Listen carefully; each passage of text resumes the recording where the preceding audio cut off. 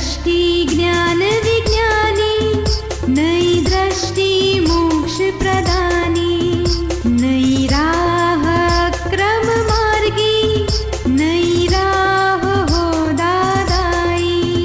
जय जय स्वस्वरूपम ज्योति, अहो प्रत्यक्ष है ये ज्ञानी।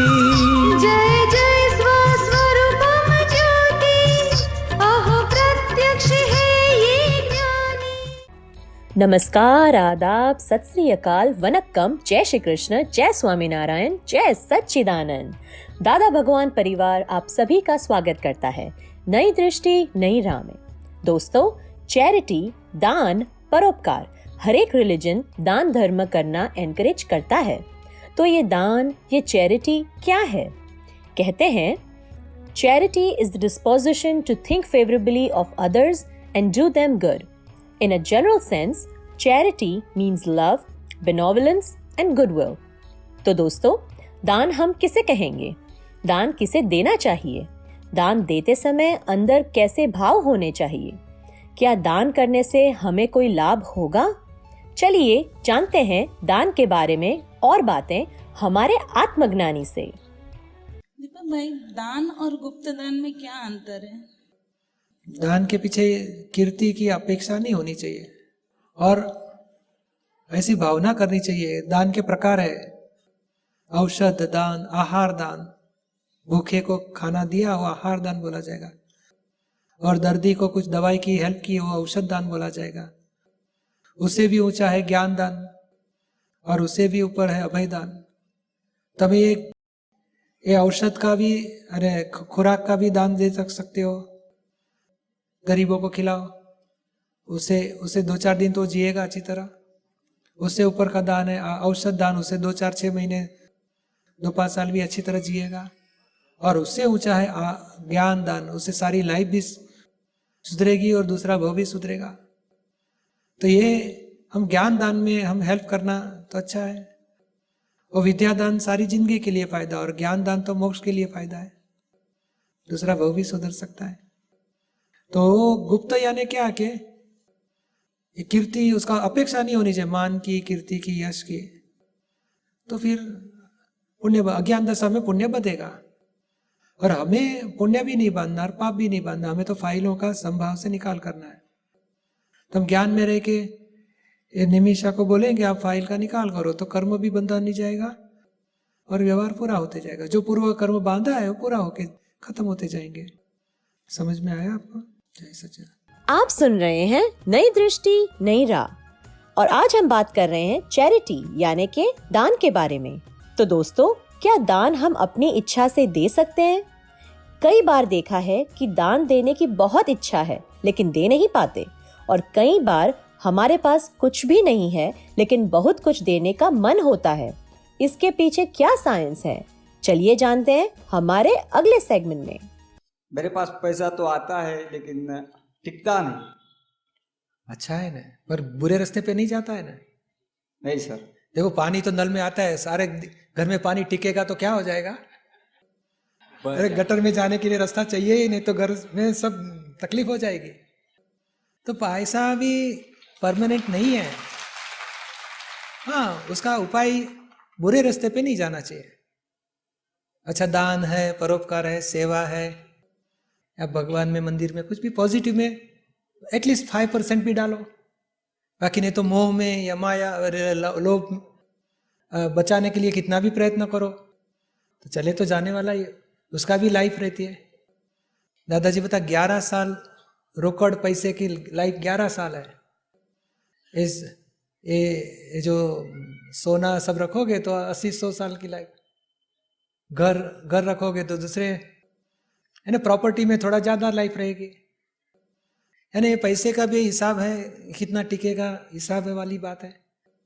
हम ये भावना करनी चाहिए हमारा पैसे का दुरुपयोग न हो जाए, और हम फैमिली में जितना भी पैसा वापरते हैं वो तो हमारी फर्ज है। फैमिली सिवाय दूसरे को कुछ डोनेशन दिया, मंदिर में डाला या किसी को हेल्प किया, गरीब को दान दिया, वो परोपकार में जाएगा। तो हो सके 2-5% दूसरे के लिए डालो तो उनको भी, और वही हमारे नेक्स्ट लाइफ के कैरी फॉरवर्ड हो जाएगा। आप सुन रहे हैं नई दृष्टि नई राह और आज हम बात कर रहे हैं बहुत ही नोबल कॉज की, चैरिटी यानी के दान की। तो दोस्तों, यह दान हम किस लिए करते हैं? हमारी मन की शांति के लिए, सोसाइटी में मान मर्तबा बढ़ाने के लिए, या फिर दान देकर अनेक गुना पुण्य पाने के लिए? चलिए जानते हैं इन सारे प्रश्नों के उत्तर हमारे आत्मज्ञानी से। दान व्यवहार में पुण्य भी बनता है और पाप भी बनता है, तो इसकी थोड़ी डिटेल में कैसे? दान व्यवहार तो कर्म का फल है और भीतर में हो क्या ना, एक दान देने से हमारे रिलेशन अच्छे हो जाएंगे और हमारा जो 25 लाख का काम है तो ये सेठ जी से पटा देंगे हम कैसे भी कर, तो पाप बनेगा। क्योंकि दान के पीछे उसने इंटेंशन रखा संसारी भावना, संसारी लाभ उठाने का। और दान के पीछे हो गया कि नहीं, मेरा कहाँ सद्भाग्य, भगवान के कार्य में मुझे दान मिला, संजोग, चलो मैं भाग्यशाली हूँ, ऐसे ही ज़्यादा पैसे में तो ज़्यादा मैं दान देता था, ऐसा भगवान का कार्य मेरे भाग्य कहाँ से, तो पुण्य बनेगा उसको। तो भाव के ऊपर पुण्य पाप का बीज डालते हैं, क्रिया तो पूर्व कर्म का फल है।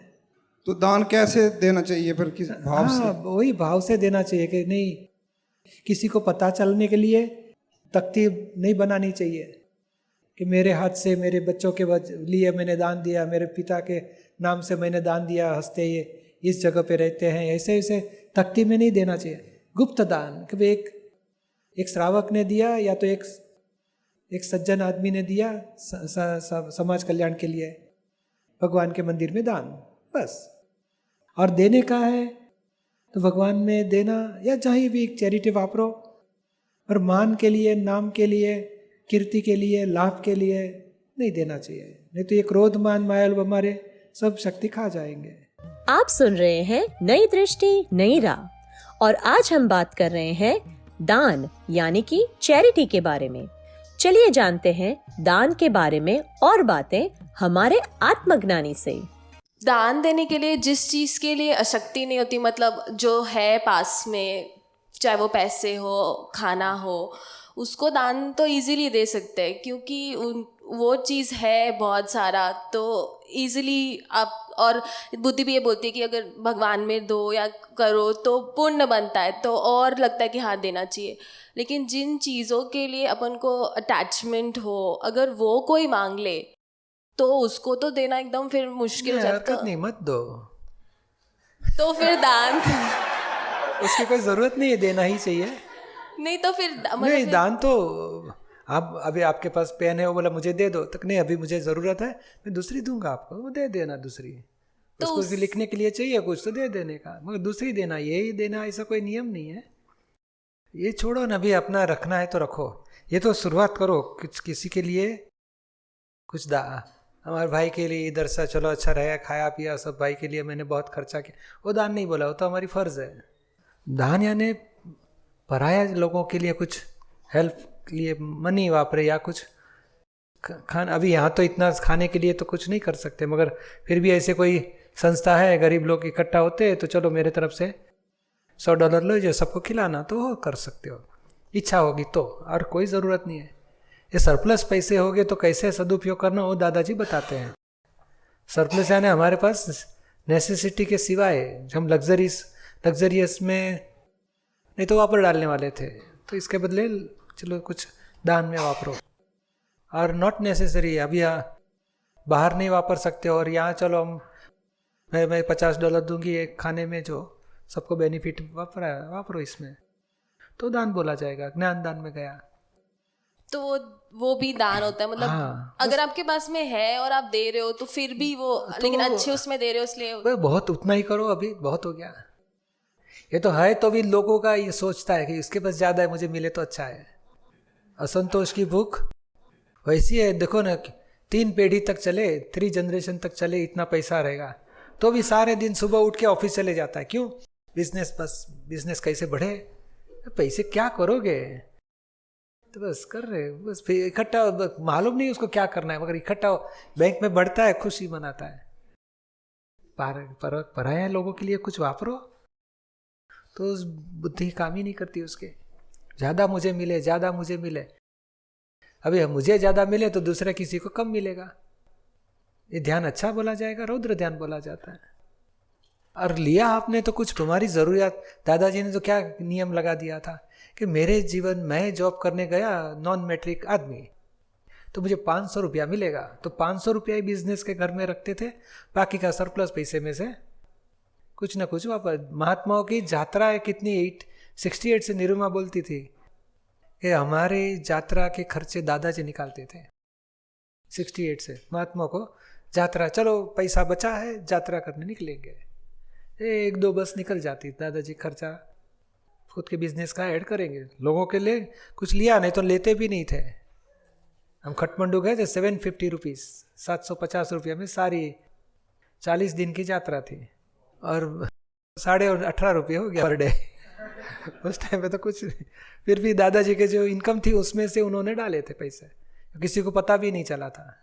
तो ये उपाय है दादाजी क्या बोलते, हमारे सरप्लस पैसे भगवान की यानी महात्मा की सेवा के लिए दान में डाल देते थे। आप सुन रहे हैं नई दृष्टि नई राह, और आज हम बात कर रहे हैं दान धर्म करने के बारे में।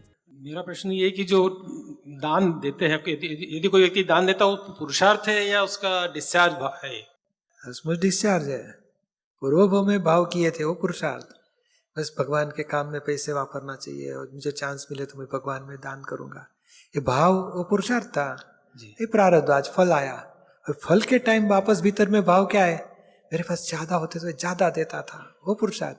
या तो ये लोग पीछे पड़ गए, देना पड़ा, नहीं तो एक पैसे भी देने जैसा नहीं था, वो पुरुषार्थ। भाव वो पुरुषार्थ है, क्रिया वो प्रारब्ध है। नहीं, दादा कहते हैं कि जैसा द्रव्य निश्चय होगा वैसा ही भाव निश्चय होता है। हाँ, तो भाव निश्चय होगा ऐसा द्रव्य निश्चय जी। भाव निश्चय पूर्व भाव में हो गया, हाँ, द्रव्य निश्चय आज शुरुआत हो जाती है। अरे मंदिर हो रहा है जूनागढ़ में, चलो मैं भी दूंगा पैसे, मेरे भी डोनेशन देना है, तो भाव निश्चय पूर्व भाव में था, द्रव्य निश्चय आया और बाद में व्यवहार हुआ, डोनेशन दिया, वो डिस्चार्ज में आ गया। नहीं, जैसे वो कहते हैं ना कि भाव निश्चय, उसका ये है कि मैं तो देना ही दूंगा ही नहीं, पर बाद में फिर अगले जन्म में जो उसका तो नहीं दे पाएगा, मेयर के दबाण से जो देता है वो फिर नहीं, वो दे ही नहीं पाएगा। दिया यानी पूर्व भाव में भाव था, और आज मेयर निमित्त बन गया, उसके दबाव से देना पड़ा, दे भी दिया, उस टाइम पे उसने भाव बिगाड़े, वो पुरुषार्थ उसका। अच्छा, ये मेयर निमित्त है, मंदिर निमित्त है, दिया वो भी निमित्त है, सब संजोग मिलके हो गया, और बाद में भाव मेयर ने पीछे पड़ के मेरे पास दिलाया, गलत किया, मैंने नहीं देना चाहता था, वो पुरुषार्थ उसका बिगाड़ दिया उसने। तब उसने क्या करना चाहिए, मेयर तो निमित्त है, मगर मुझे भगवान में डोनेशन देने को, नहीं तो मेरे पैसे गटर में जाने वाले थे, घर में वापरता था, तो भगवान में गए, कितना भाग्यशाली, खुशी मनानी चाहिए। तो फिर बीच उसने सुधार लिया, बोला जाएगा। आप सुन रहे हैं नई दृष्टि नई राह, जो सुलझाता है जिंदगी के हर एक सवाल को। तो दोस्तों, दान ऐसा हो जो किसी को पता ना चले, दाएं हाथ दे और बाएं हाथ को भी पता ना चले, और उसके पीछे कोई भी अल्टीरियर मोटिव ना हो, जगत कल्याण की भावना से दान हो। और दोस्तों, पूज्य दादाजी बताते हैं कि सिमंद स्वामी के मंदिर में दिया गया दान उचित कहलाता है, क्योंकि सिमंद स्वामी वर्तमान तीर्थंकर है, और वहां दान देने से उनके साथ हमारे ऋणानुबंध बनते हैं और हमारे मोक्ष मार्ग की सारी कठिनाइयां दूर होती है। ऐसे ही व्यवहारिक और आध्यात्मिक सॉल्यूशन पाने के लिए सुनना ना भूले नई दृष्टि नई राह। अधिक जानकारी के लिए लॉग ऑन करें hindi.dadabhagwan.org या फिर ईमेल करें dadaonradio@us.dadabhagwan.org या फिर फोन लगाइए 1877-505-3232 एक्सटेंशन 23 या फिर दादा भगवान फाउंडेशन यूट्यूब चैनल को सब्सक्राइब करें। आज के लिए हमें दे इजाजत, कल फिर मुलाकात होगी, तब तक के लिए गिव विद फेथ। जय सच्चिदानंद।